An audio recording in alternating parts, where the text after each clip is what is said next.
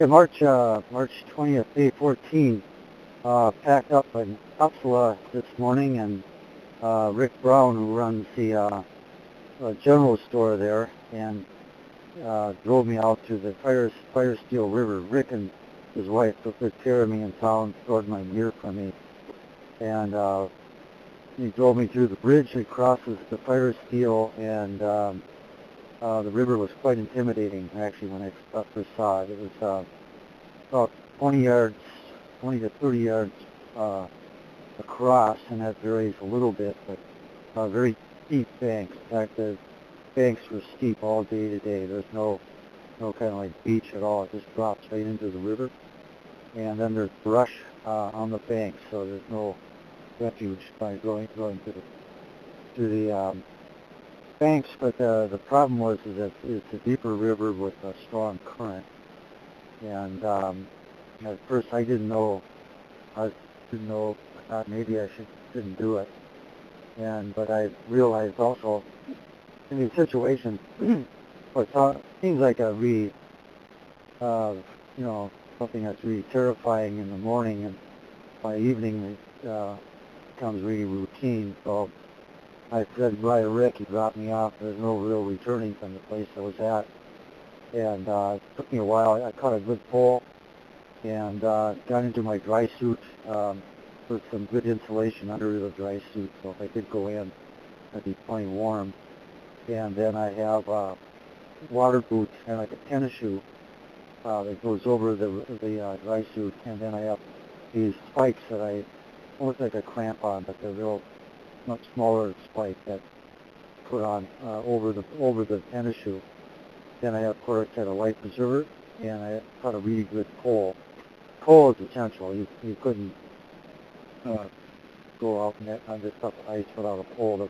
The problem there, if you were without a pole, is that sometimes you fall through. It's like going through a trap door, and if you go over your head with that current, not going to be a hole there. So, but with the stick is everything. The long pole is about 8 feet tall, and then I hauled the canoe with a rope by hand with the pole in the other hand, and gradually I got my confidence up on the ice. Fortunately, it was it's been cold the last few days, and this river was been utterly impossible 5 days ago when it was starting to open up. But the ice was pretty brittle, and it was frozen pretty good. The slush was frozen. There were some holes in the river here and there. I negotiated 3 rapids. I went around the rapids, of course, with the rapids. The water flows right out from the ice and drops into these rapids, and then it flows again really quickly underneath the ice again. So the only real time I saw the water was 3 rapids and a few holes here and there. But I got comfortable with it all, and actually it was pretty good hiking, pretty good walking.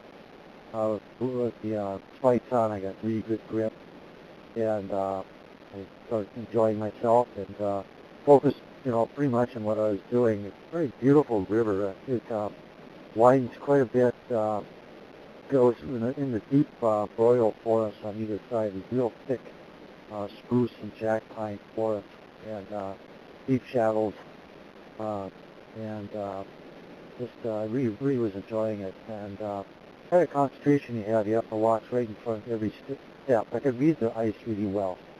There wasn't much of a problem, but I never took anything for granted. Then you always have to look ahead where the direction that you're heading. And towards evening, I found the only type of a sandbar, kind of a point level spot, so I took advantage of that, put my tent up on that. But other than this one bar, it's just really steep, and the temperature I think is going to stay cold for a while. It's warmed up at 40 degrees. This is a bit impossible to go down this thing. I would have to wait till it thaw. So I'll continue down the Firesteel tomorrow. I'm about 7-8 miles in a straight line from the Steger River, which is the bigger river. That river I'll be going up. This river I'm going down. And it's probably about 50 miles plus river miles the way it bends. I'm heading almost due west now, and the Steger River goes due east, so I'm